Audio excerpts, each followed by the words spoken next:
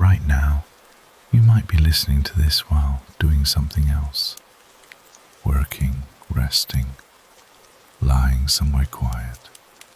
That's fine. Nothing here requires your full attention. You might be thinking about something that hasn't happened yet, or something that already happened and won't change. That's a common place for a mind to be. It doesn't need to be fixed. It's just where things are right now. There is a lot in a day that isn't decided by you. The weather isn't decided by you. Other people's moods aren't decided by you. What happened yesterday isn't decided by you. Not anymore. A lot of what surrounds a person most days was never theirs to decide in the first place. This isn't a problem to solve. It's just a description of how things are. Some things sit close. Some things sit far. The things that sit close are the ones a person can actually touch. A breath, a posture, a sentence, a small choice about where attention goes for the next few seconds. The things that sit far are almost everything else. Other people, outcomes, timing, the past, the future, the general shape of the world. There's a kind of quiet that comes from noticing which is which, not solving anything, just noticing. A thought can be loud without being true. A thought can be true without needing anything done about it. Some thoughts are just weather passing through a mind, the way clouds pass over a hill, without asking the hill to do anything. The hill doesn't rearrange itself for the clouds. It just stays where it is, and the clouds move on, and later there are different clouds. That's one way to think about a mind on a day like this. Not the only way, just one way. If you're tired right now, that's allowed. Tiredness doesn't need permission, and it doesn't need to be argued with. It's simply present, the way a chair is present in a room, whether or not anyone's sitting in it. If your mind is running through things that already happened, replaying them, checking them again, that's allowed too. A mind does that sometimes. It isn't a malfunction. It's closer to a habit, the way a hand might return to the same spot on a table, without any real reason. None of this needs to be different right now. There's a distinction that's easy to lose sight of, most days, in most situations. The distinction between what happens and what's done with it. What happens is often outside a person's hands entirely. What's done with it? Internally, quietly, in the space just behind the eyes, is a little closer to hand. Not always close, not always easy to reach, but closer. Someone else's decision is not something a person controls. Someone else's opinion is not something a person controls. The outcome of most efforts, how they land, how they're received, whether they succeed by whatever measure is being used, sits mostly outside a person's hands too.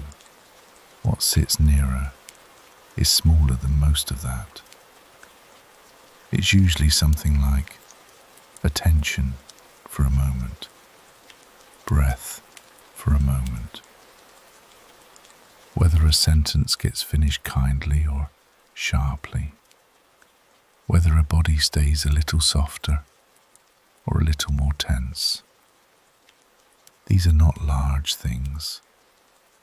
They rarely feel like enough on their own, and they don't have to feel like enough. They're just the things that happen to be near. There's no need to reach past the near things toward the far ones.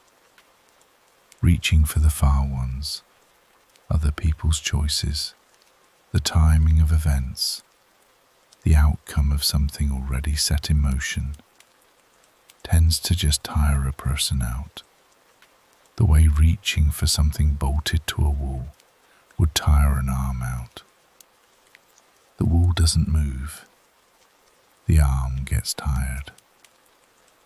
This isn't a suggestion to stop reaching. It's just a description of what tends to happen when the reaching goes toward things that don't move. A lot of discomfort on an ordinary day comes from a kind of confusion, treating something far as though it were near, treating someone else's mind as though it could be directly adjusted like a dial, treating the past as though it was still somewhat negotiable, treating a future outcome as though it could be nailed down in advance, right now, from where a person is sitting. None of those things work that way. This isn't a criticism of anyone who's tried. Most people try, most days, in one way or another. The mind that tries to hold the far thing steady is a mind doing something very difficult, over and over, usually without noticing that it's doing it. There's another way a day can sit, which isn't better exactly, just different. A way where the far things are left where they are, unheld, and the near things are given whatever small attention is available. The near things are usually simple to the point of feeling almost too small to matter. A breath, a posture, a next sentence, the temperature of a room, the weight of a body against a chair or a bed. These are close enough to actually be met, the way a hand can meet a cup that's within reach, without needing to stretch toward anything. This doesn't make the far things disappear. They're still there. Other people are still making their own decisions. Outcomes are still forming, slowly, out of many things that were never any single person's to arrange. None of that changes. What changes, if anything changes at all, is just where attention happens to be resting for a moment. Sometimes it rests on the far things. Sometimes it rests on the near ones. Neither is wrong. Both are just places attention can be. If you notice your attention drifting towards something far away right now, a conversation that already happened, a decision someone else is going to make, an outcome that hasn't arrived yet, that's not a mistake. Minds drift toward the far things often. It's one of the most ordinary things a mind does. There's no requirement to pull it back. This isn't an instruction. It's just something you might notice, the way you might notice a sound in another room, without needing to do anything about it. Some days feel heavier than others. That's not a reflection of anything going wrong. Days have weight the way weather has temperature. Sometimes higher, sometimes lower. Rarely because of anything a person did or didn't do.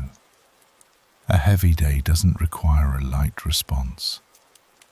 It can just be met at the weight it actually has. There's a habit in a lot of people of trying to talk a heavy day into being lighter, trying to reason with it, trying to find the sentence that will make it feel different. Sometimes a sentence does shift something, often it doesn't, and the day stays roughly as heavy as it was. And that's fine too. The day doesn't need to be persuaded. You might notice, listening to this, that your body has settled somewhere. A chair, a bed, a couch, the floor. That settling already happened. It doesn't need anything added to it right now. Somewhere outside this room, or outside wherever you are, things are happening that have nothing to do with you. Cars are moving. Other rooms have other people in them, doing other things.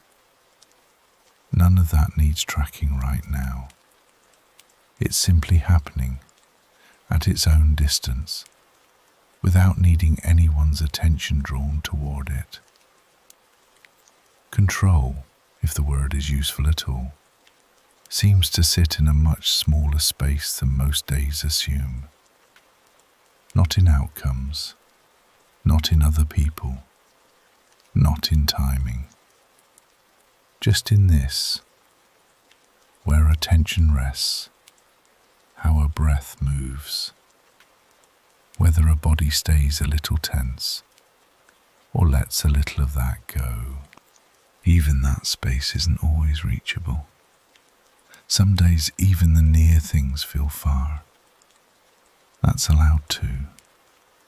There's no requirement to reach the near space either. It's just available when it happens to be available, the way a door is available whether or not anyone walks through it. A thought about tomorrow might show up right now. That's fine. Tomorrow isn't here yet, and whatever happens then will happen with its own conditions, most of which aren't visible from here. There's nothing that needs deciding about tomorrow in this exact moment. A thought about something said earlier today or last week might also show up. That's fine too. It already happened. It's not available to be changed from here, no matter how closely it's examined. Both of those thoughts, the one about tomorrow and the one about the past, tend to pull attention toward things that sit far away. That's just what those kinds of thoughts do. It's not a flaw in the thinking. It's closer to the shape those thoughts naturally take.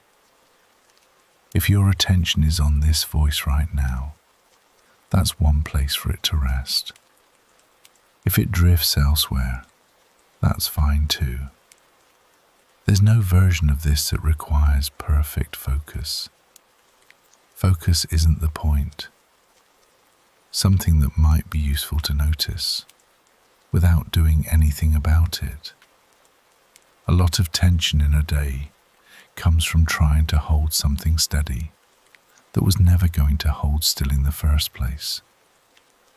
An outcome, another person's mood, the pace of something that's moving at its own pace regardless. Trying to hold those things steady is a little like trying to hold water in an open hand. The hand can be as careful as it wants. The water finds its way out anyway. Not because the hand failed, but because that was never really what a hand does well. A closed hand or a cupped hand holds water differently. Not by force, just by shape. There's no effort in that shape. It's just how the hand happens to be arranged. This isn't a suggestion to change how anything is held. It's just an image, offered without any requirement attached to it. Somewhere in a day, there's usually a moment where something goes differently than expected. A delay, a response that wasn't the one hoped for, a plan that shifts because of something entirely outside anyone's hands. These moments are common. They don't need to be unusual for them to be handled with any particular grace. Most days have at least one. None of this requires a response. It's just being named, the way weather gets named on a forecast, without anyone expecting the forecast to change what the weather does.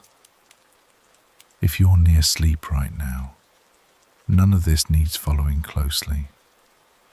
Words can blur, sentences can lose their edges. That's fine. This isn't information that needs to be retained. If you're working quietly, this can sit in the background the way music might, without needing full attention. That's fine too. There's a kind of steadiness that isn't the same as feeling good. It's closer to just staying present with whatever is actually happening, without needing it to be different. A heavy day can still be steady. A tired mind can still be steady. Steadiness here doesn't mean calm exactly. It means something more like not adding extra weight on top of the weight that's already there. Extra weight often comes from wanting things to be otherwise, wanting the day to have gone differently, wanting someone else to have said something different, wanting an outcome to already be settled when it isn't settled yet. That wanting is understandable. It's also, most of the time, aimed at something too far away to be reached from here. The near things don't ask for wanting. They're just there, waiting to be met, without needing to be wanted first in order to happen. It happens anyway, mostly on its own, whether or not any attention is placed on it. A body doesn't need to be convinced in order to be sitting where it's sitting. It's already sitting there. This moment doesn't need to be different in order to be the one that's actually happening. There's no summary needed for any of this. Nothing here builds toward a point that needs to be reached. It's closer to sitting near something for a while. A fire, a window, a slow stretch of road, without needing that something to arrive anywhere in particular. If a worry comes up about something far away, a job, a relationship, a decision someone else is going to make, a diagnosis, a bill, a conversation that hasn't happened yet, that worry can simply be noticed. It doesn't need solving right now. Solving, if it happens at all, tends to happen later, in its own time, often not through effort, but through things settling on their own. Right now, there's very little that actually needs deciding, even if a mind insists otherwise. Minds often insist that something needs deciding immediately, and often that insistence isn't accurate. Most decisions can wait for their own moment. This isn't one of them, unless it happens to be, in which case it will announce itself clearly enough, later, when its time comes.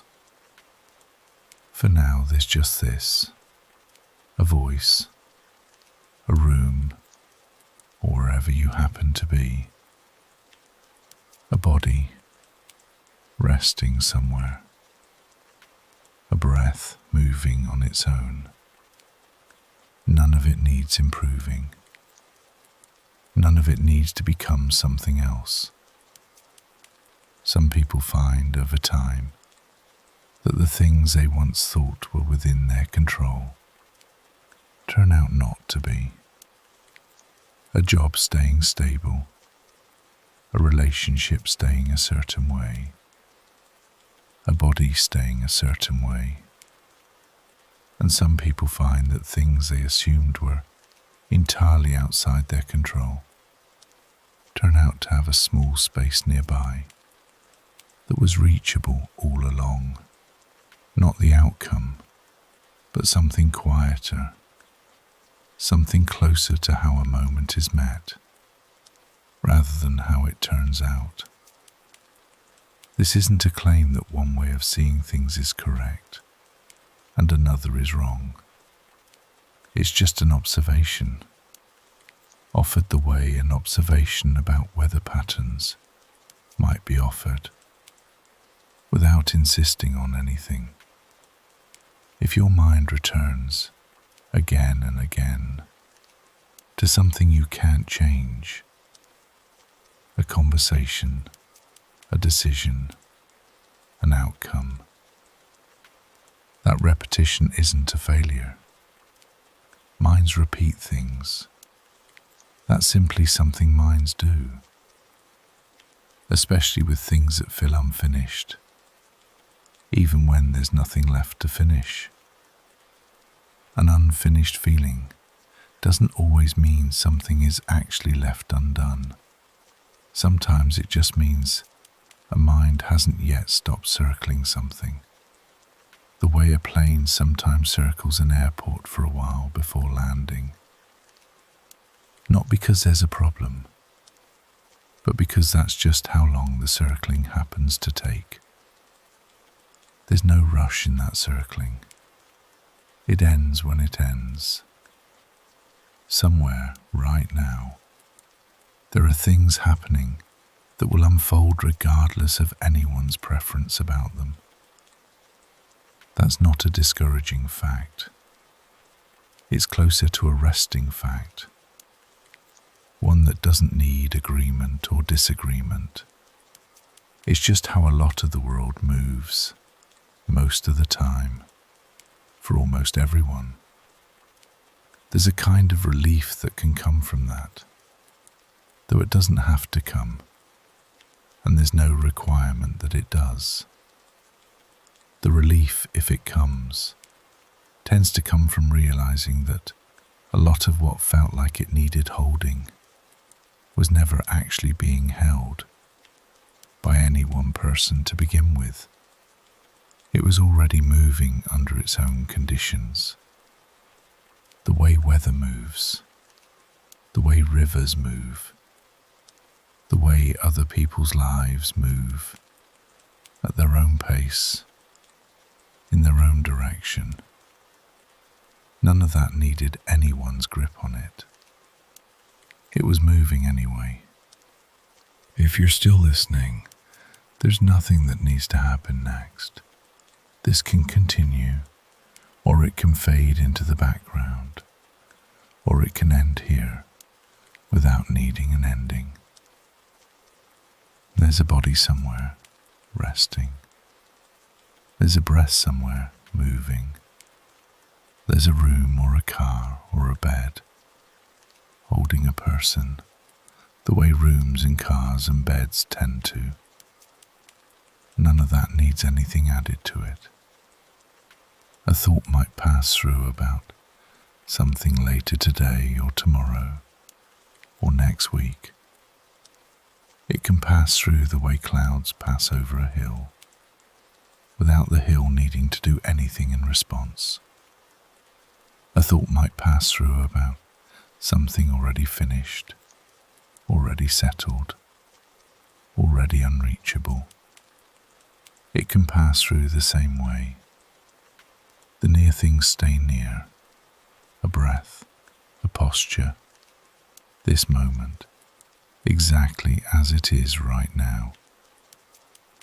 The far things stay far, other people, outcomes, timing, the past, the future. Neither needs to be resolved right now. Neither needs resolving at all necessarily. Some things simply continue unresolved for a long time without that being a problem. This can keep going in the background, unattended, half heard, however it happens to land. There's no requirement for it to be followed closely. There's no requirement for it to be remembered afterward. It's simply here, for as long as it's here. The way a low sound might be here in a room, present without insisting on anything. A breath, a body somewhere resting. The near things quiet and small. The far things distant and unheld. Nothing here needs to conclude. It can simply continue, the way most ordinary moments continue, without announcing when they're about to become the next one. A thought passing through, a breath moving on its own, a room holding whatever it happens to be holding right now. This can stay here, unfinished, for as long as it needs to.